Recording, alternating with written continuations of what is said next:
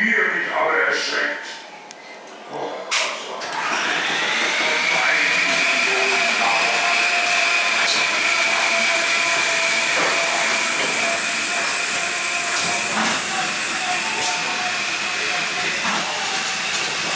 Ahoi!